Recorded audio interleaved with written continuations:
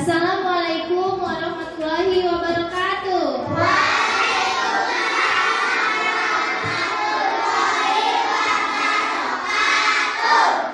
Apa kabar anak-anak ibu semua? Alhamdulillah. Luar biasa. Yes, yes, yes. Iya. Anak-anak ibu, semangat pagi. Pagi, pagi, pagi. Luar biasa. Bisa sekali lagi ya? Semangat pagi.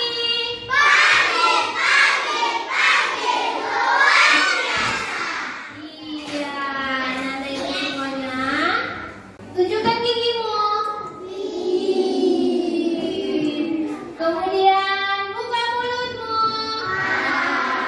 Tertawalah. Iya, semua bahagia anak ibu hari ini ya? Iya, semua sehat? Sehat. Alhamdulillah, kita harus selalu bersyukur karena sampai hari ini kita masih diberi kesehatan sehingga kita dapat melaksanakan kegiatan pembelajaran hari ini, ya kan anak-anak ibu? Nah, sebelum kita memulai pelajaran, kita harus berdoa. Iya, kita harus membaca doa terlebih dahulu supaya apa yang kita pelajari hari ini dimudahkan oleh Allah Subhanahu wa taala dan mendapat manfaat untuk kita semua. Bisa kita mulai doanya? Ya, doa dipimpin oleh ketua kelas. Silakan, Nak.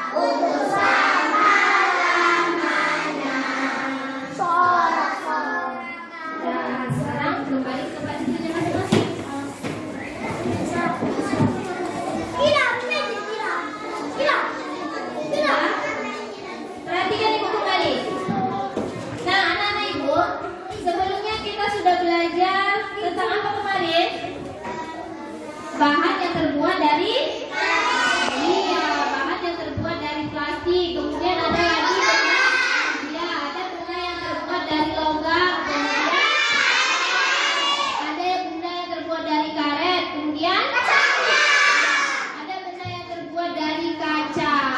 Kemudian anak-anak ibu semalam sudah mengadakan kegiatan apa? Sila yang keempat. Iya, sudah mengadakan kegiatan bermusyawarah untuk meningkatkan kebersihan. Kebersihan apa? Kebersihan sekolah. Iya. Nah, untuk hari ini kita akan membahas tentang bahan pembentuk benda lagi, tapi yang terbuat dari kertas, kemudian kayu, kemudian apa lagi? Iya, aluminium atau logam, ya kan? Nah, sebelum itu Ibu akan menyampaikan tujuan pembelajaran kita hari ini. Perhatikan tujuan pembelajaran kita hari ini. Yang pertama, dengan menyimak video pembelajaran, siswa dapat mengetahui makna simbol sila-sila Pancasila dengan benar. Dengan diskusi, siswa dapat memahami pentingnya menghargai pendapat orang lain saat musyawarah dengan tepat. Dengan melakukan musyawarah, siswa dapat menulis pengalamannya menghargai pendapat orang lain saat bermusyawarah. Dengan menyimak video pembelajaran, siswa dapat memahami informasi terkait bahan pembentuk benda dengan tepat. Dengan kegiatan diskusi, siswa dapat melakukan penelitian terhadap bahan terbaik untuk benda. Dengan kegiatan diskusi, siswa dapat menuliskan hasil pengamatan terhadap bahan pembentuk benda dengan tepat. Jadi nanti setelah kita selesai belajar, anak-anak ibu diharapkan bisa menguasai tujuan pembelajaran dari nomor 1 sampai dengan nomor 6. Paham ya? Iya.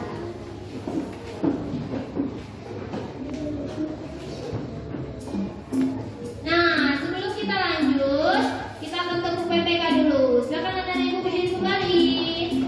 Masih ingat temu PPK kan?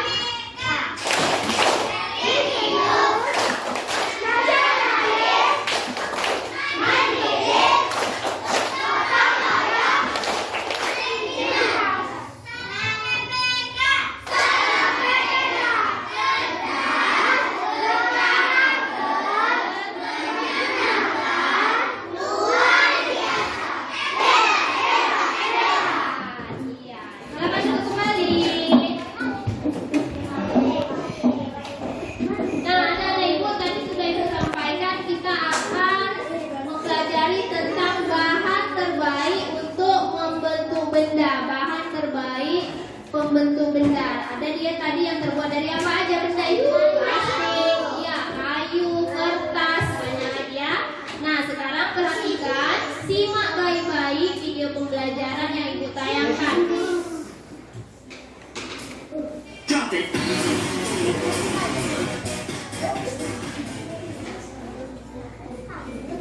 Assalamualaikum warahmatullahi wabarakatuh. Sampai ke belakang, nak. Anak-anak, bagaimana kabar kalian? Alhamdulillah, semoga semua dalam keadaan sehat. Kita bertemu kembali pada video pembelajaran.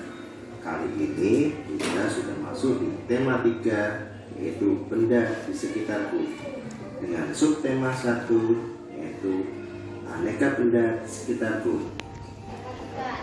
Adapun kompetensi dasarnya yaitu menggali informasi tentang konsep perubahan wujud benda dalam kehidupan sehari-hari yang disajikan dalam bentuk lisan, tulis, dan visual. Anak-anak, dapatkah kalian menunjukkan benda-benda yang ada di sekitar kalian? Di dalam kelas misalnya. Ya, ada kursi, meja, papan tulis, dan dinding, dan sebagainya. Tahukah kalian bahan-bahan yang digunakan untuk membuat benda-benda tersebut? Dan apa fungsi benda-benda tersebut? Hari ini kita akan membahas tentang benda dan bahan untuk membuatnya.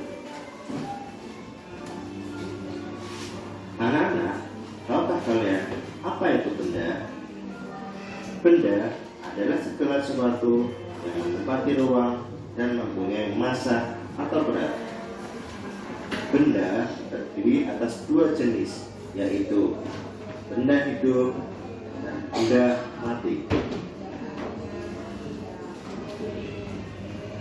Contoh benda hidup yaitu manusia, hewan, dan tumbuhan. Sedangkan contoh benda mati yaitu meja, kursi, buku, sepeda, dan masih banyak benda-benda mati yang ada di sekitar kita. Tahukah kalian, benda-benda tersebut dibuat dengan bahan yang berbeda-beda. Adapun bahan-bahan untuk membuat benda-benda tersebut ada yang dari kayu, dari plastik, ada yang dari kayu, ada benda yang terbuat dari karet, dari logam, benda yang terbuat dari kaca, dan benda yang terbuat dari kertas. Benda yang terbuat dari kayu. Kayu merupakan bahan dasar pembuatan benda-benda dalam kehidupan sehari-hari. Tidak jarang banyak oknum-oknum yang tidak bertanggung jawab melakukan penebangan hutan secara liar, yang akibatnya dapat merusak lingkungan di hutan. Oleh karena itu, hendaknya dalam setiap penebangan harus dilakukan yang namanya reboisasi, yaitu penanaman hutan kembali agar hutan tidak gersang dan tidak gundul. Contoh benda yang terbuat dari kayu yaitu kursi, meja, almari, dan masih banyak contoh benda-benda yang terbuat dari kayu. Sifat dari kayu yaitu keras dan kuat. Kayu tidak tahan terhadap air sehingga mudah lapuk jika di tempat yang basah. Kayu juga mudah dibentuk.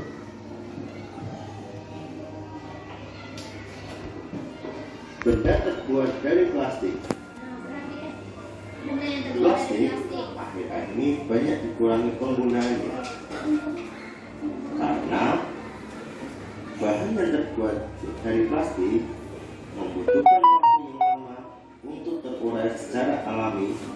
Bisa buat benda yang terbuat dari plastik, yaitu ember, tempat minum, gayung, dan masih banyak contoh benda yang terbuat dari plastik. Sifat dari plastik yaitu plastik merupakan bahan yang tidak mudah menyerap air. Plastik ringan dan tidak mudah pecah.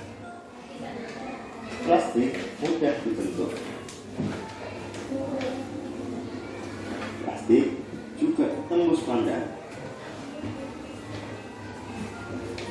Benda yang terbuat dari kaca. Kaca dihasilkan dari pengolahan tambang pasir kaca. Pasir kaca diolah dengan cara memanaskan hingga meleleh, kemudian dibentuk sesuai dengan keperluan. Contoh benda yang terbuat dari kaca yaitu cermin, gelas, piring, dan masih banyak benda-benda yang terbuat dari kaca. Sifat dari kaca yaitu berwujud padat, kuat, dan tembus pandang. Kaca juga tahan panas. Kaca mudah dibentuk jika dipanaskan. Kaca tidak dapat menyerap air. Dan kaca mudah pecah. Benda yang terbuat dari logam. Beberapa logam yang terkena adalah aluminium, tembaga, emas, besi, timah, dan perak. Logam ada dua jenis, yaitu logam murni dan logam buatan manusia. Logam buatan manusia biasanya digunakan sebagai pengganti logam murni karena logam murni bersifat terlalu lunak untuk digunakan. Oleh karena itu, perlu ditambahkan dengan bahan lain agar lebih kuat dan keras. Logam buatan manusia yang tidak mudah berkarat seperti stainless atau baja. Logam yang digunakan untuk peralatan rumah tangga adalah logam yang tidak mudah berkarat juga tahan panas, seperti seng dan aluminium yang digunakan untuk panci atau penggorengan.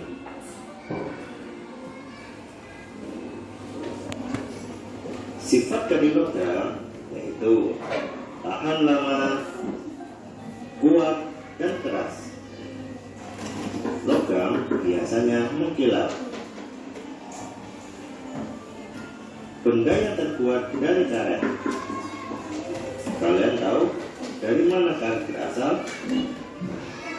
Iya, karet berasal dari getah putih pohon karet yang telah mengalami proses pengolahan. Benda yang terbuat dari karet banyak digunakan untuk membuat sarung tangan yang digunakan dokter atau perawat karena tahan oleh kuman.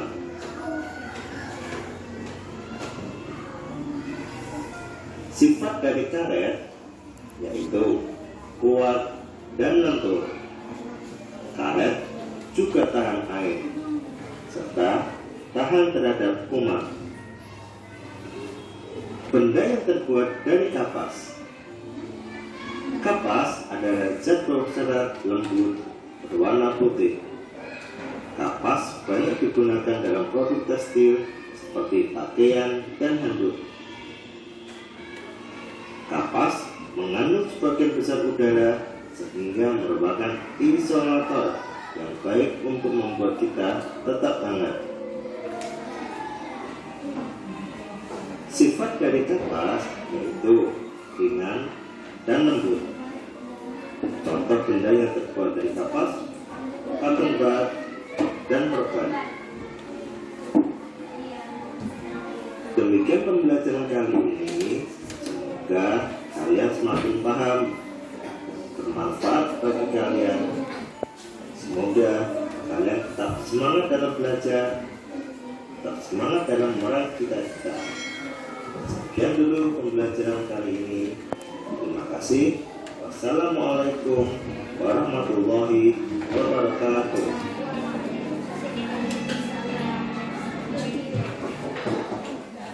Nah, perhatikan. Tadi sudah menyimak video pembelajaran kita tentang bahan pembentuk benda. Nah, coba perhatikan. Ada beberapa bahan pembentuk benda yang Ibu tampilkan di depan. Yang pertama ada apa?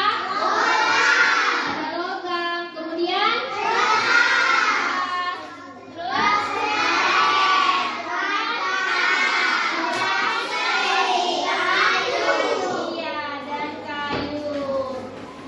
Perhatikan, benda yang dari logam. Gambar apa yang ada di situ? Iya, gambar uang logam kan? Iya, gambar uang logam. Kelebihannya yaitu kuat, mudah dibentuk, penghantar panas yang baik. Kemudian kekurangannya apa? Kekurangannya apa? Benda yang terbuat dari logam, kalau dipukul dengan benda keras dia berubah bentuk. Ya kan bisa peot ya kalau misalnya kita pukul menggunakan benda yang keras. Itu adalah sifat benda yang terbuat dari. Iya, tadi juga sudah dijelaskan di video tadi kan? Nah, selanjutnya benda yang terbuat dari kertas. Apa aja benda yang terbuat dari kertas?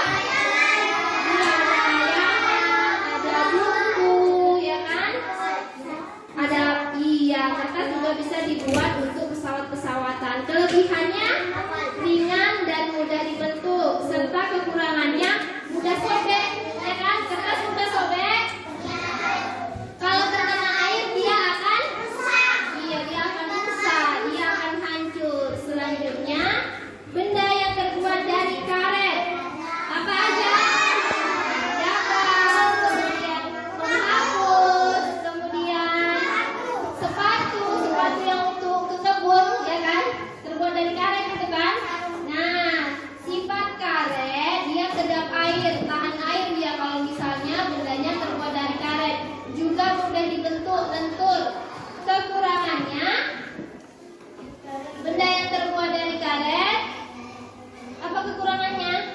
biasanya digunakan untuk membuat benda yang dapat diisi udara. Misalnya apa ini contoh bendanya?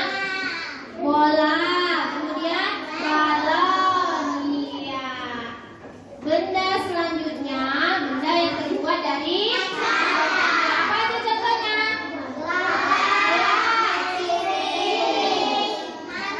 Mangkuk, cermin. Iya, kelebihannya dia tahan air, ya kan?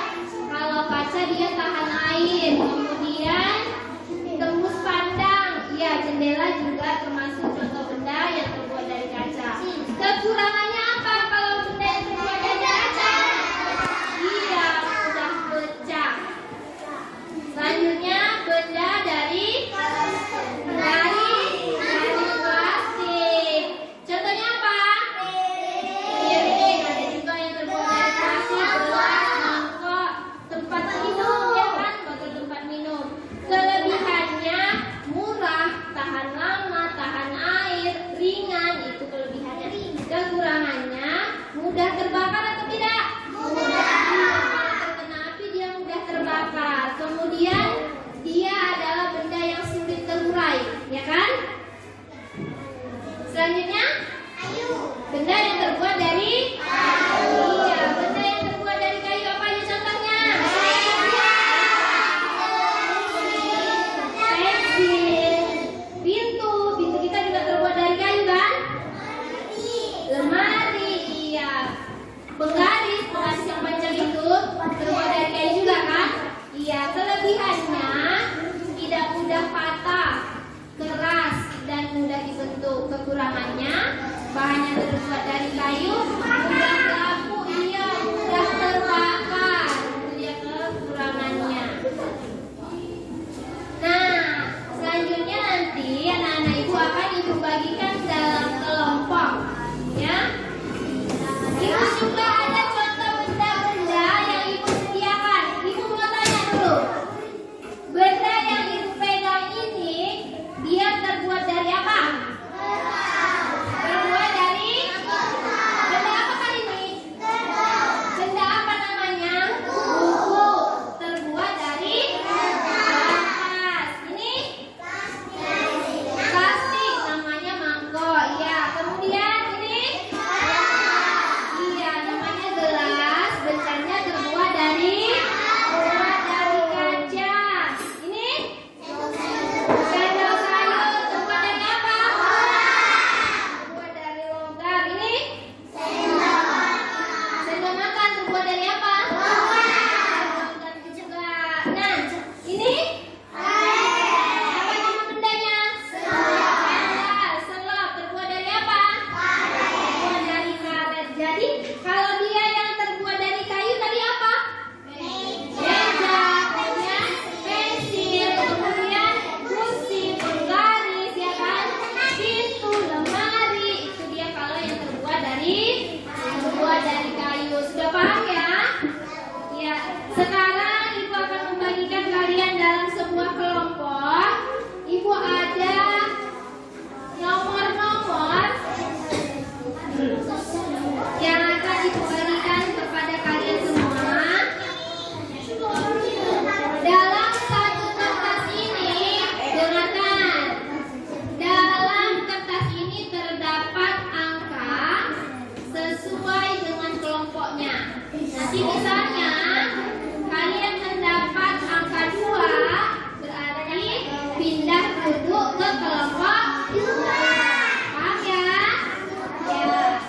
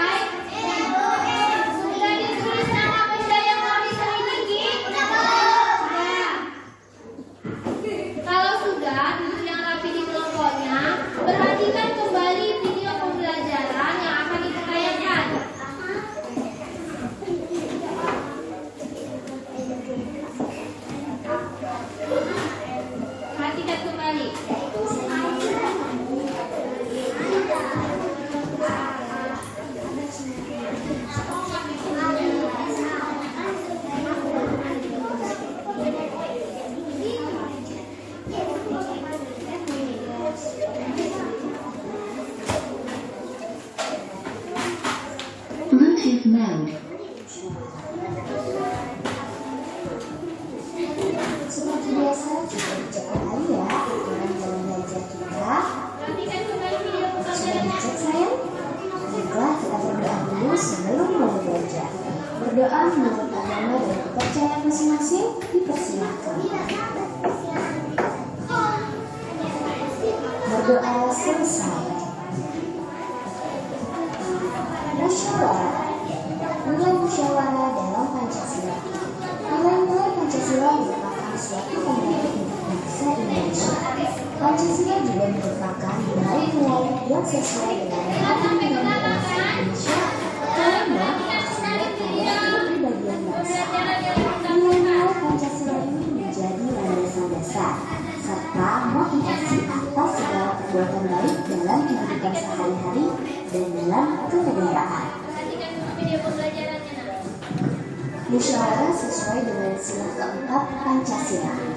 Salah satu nilai yang terkandung dalam Pancasila yaitu dalam sila keempat adalah kerakyatan yang dipimpin oleh hikmat kebijaksanaan dalam permusyawaratan dan perwakilan. Rakyat dalam hal ini merupakan komunitas yang masing-masing individu memiliki kedudukan yang sama, memiliki kewajiban dan hak yang sama. Jadi, musyawarah sesuai dengan pengamalan Pancasila yaitu sila keempat. Musyawarah salah satu ciri bangsa Indonesia. Indonesia memiliki ciri yang khas, salah satunya yakni musyawarah. Musyawarah adalah membicarakan sesuatu secara bersama, biasanya untuk memecahkan masalah dan mencapai suatu kesepakatan. Musyawarah untuk mufakat dijalankan secara jujur dan bertanggung jawab. Nilai-nilai yang terkandung pada sila keempat ini antara lain demokrasi, persamaan, mengutamakan kepentingan negara, tidak memaksakan kehendak, musyawarah untuk mufakat, semangat kekeluargaan, kesantunan dalam menyampaikan pendapat, jujur, dan tanggung jawab. Dengan demikian, betapa pentingnya nilai musyawarah yang harus dimiliki oleh setiap masyarakat Indonesia sebagai perwujudan akan nilai Pancasila yang telah akan menjadi karakter yang membangun bagi bangsa Indonesia. Mengapa kita perlu melakukan musyawarah dalam pengambilan keputusan? Karena musyawarah dapat membantu kita dan orang lain untuk memecahkan masalah. Musyawarah dapat mengurangi perselisihan pendapat yang berbeda, serta menghindari adanya konflik. Manfaat adanya musyawarah bagi anggota. Mengapa kita perlu melakukan musyawarah dalam pengambilan keputusan? Karena musyawarah memiliki banyak manfaat, yaitu sebagai berikut. 1. Dapat mengutarakan pendapat dari suatu hal. 2. Menggunakan hak kita untuk bersuara. 3. Melatih keberanian untuk berbicara. 4. Menumbuhkan sikap kerjasama. 5. Mempererat persaudaraan. 6. Menumbuhkan kerukunan. 7. Mencari solusi atau jalan keluar dari masalah. 8. Keputusan dalam musyawarah mengandung nilai keadilan. 9. Menyatukan pendapat yang berbeda. 10. Keputusan yang diambil mempertimbangkan kebaikan untuk seluruh pihak. Contoh musyawarah di sekolah. Contohnya adalah musyawarah pemilihan ketua kelas, musyawarah pembagian kelompok tugas, musyawarah pembagian jadwal tugas kelas, musyawarah menentukan jadwal belajar bersama, musyawarah penentuan petugas upacara bendera, serta musyawarah penentuan peserta lomba antar kelas. Contoh musyawarah di rumah. Contohnya adalah pembagian tugas setiap anggota keluarga, membuat keputusan dari sebuah permasalahan di rumah, misalnya pertengkaran antara adik dan kakak. Lalu membuat kebijakan dalam rumah tangga, contohnya musyawarah yang dilakukan orang tua ya. Lalu kerja bakti membersihkan halaman rumah di hari libur. Lalu musyawarah keluarga untuk menata rumah, misalnya menentukan warna cat tembok ruang kamar atau ruang keluarga, serta menentukan tempat rekreasi keluarga. Contoh musyawarah di lingkungan masyarakat. pemilihan ketua RT, musyawarah pembagian tugas saat kerja bakti rutin di lingkungan masyarakat, musyawarah dalam menyelesaikan masalah di lingkungan seperti perbaikan jalan-jalan yang rusak. Musyawarah membutuhkan anggota masyarakat saat sesnabi, saat rapat karantina, serta musyawarah pemberian bantuan sosial bagi warga yang membutuhkan, seperti bantuan sembako bagi keluarga anak yatim yang membutuhkan. Anak-anak, kalian pasti pernah melakukan musyawarah, karena musyawarah merupakan hal atau kegiatan saat membicarakan sesuatu secara bersama-sama untuk menyelesaikan suatu masalah. Ketika kamu berkesempatan dalam kegiatan musyawarah, kamu tidak perlu sungkan untuk berbicara. Hal itu merupakan satu kesempatan bagi kamu untuk mengeluarkan pendapat kamu. Di sana kamu juga bisa belajar menjadi lebih percaya diri dan belajar untuk mandiri serta bekerja sama dalam mencari jalan keluar yang tepat bagi seluruh pihak.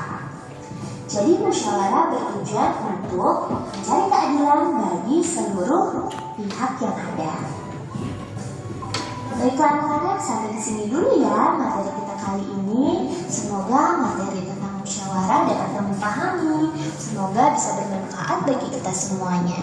Sebelum kita menutup pelajaran kita berdoa dulu ya. Berdoa dipersilahkan.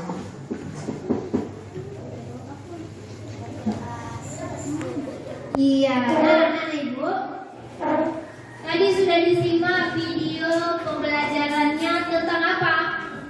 Tentang apa? Tentang kegiatan musyawarah. Musyawarah itu contoh perbuatan sila yang keberapa? Sila yang keempat. Simbol sila keempat apa?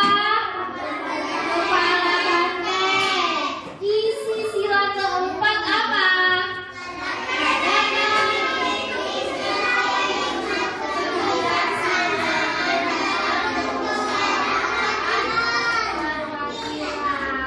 Nah, jadi dalam bermusyawarah kita harus mengemukakan pendapat, ya kan? Kita bilang sama kawan kita pendapat kita.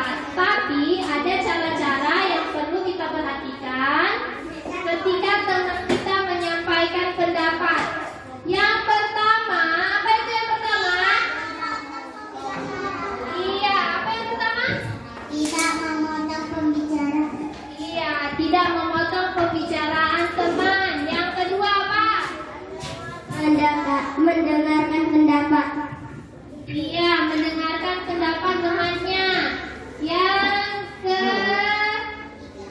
ketiga, apa yang ketiga? Oh iya, nah, apa yang ketiga? Tidak memaksakan pendapat kita. Iya, tidak boleh memaksakan pendapat kita. Kemudian yang keempat, apa yang keempat? Menerima pendapat dengan lapang dada. Iya, yang keempat menerima pendapat dengan lapang dada. Yang terakhir apa? Sama-sama. Tidak.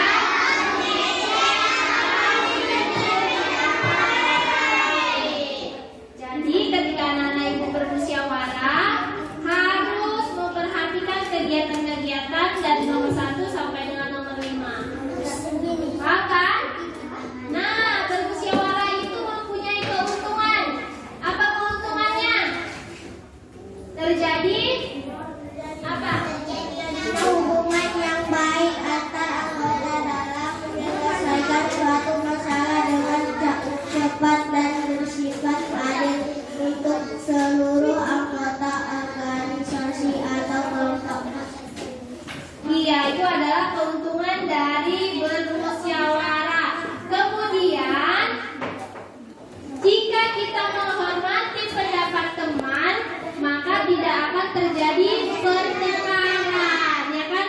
Kalau misalnya tidak kita hormati teman kita, maka akan terjadi apa dalam bermusyawarah?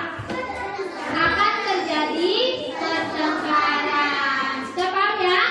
Atau ada yang belum jelas? Sudah jelas? Sudah.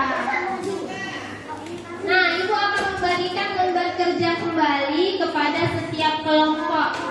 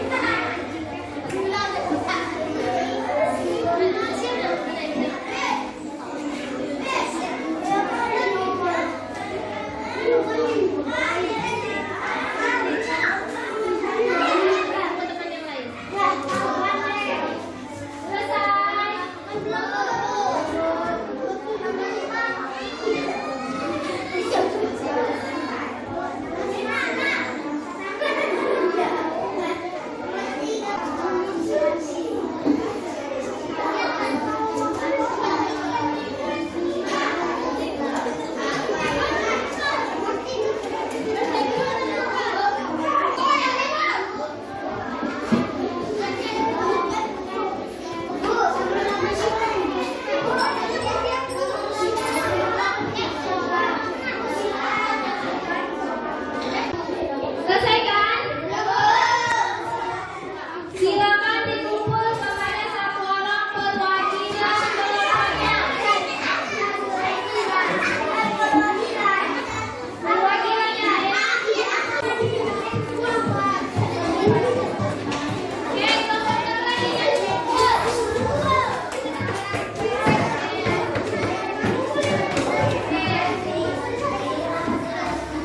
Semua sudah.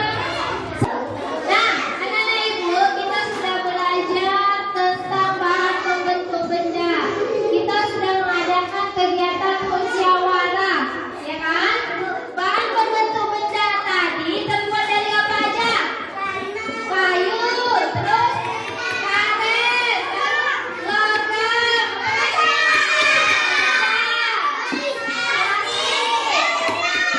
aluminium, kertas. Iya. Apa contoh benda yang terbuat dari kertas? Iya. Kemudian bersama kelompok tadi sudah mengadakan apa? Musyawarah. Iya, musyawarah. Keuntungan bermusyawarah adalah dapat menyelesaikan masalah dengan cepat, ya kan? Menjalin hubungan baik antar anggota. Nah, ibu akan bertanya, bagaimana perasaannya belajar hari ini? Bahagia belajar hari ini? Alhamdulillah. Perhatikan. Sebelum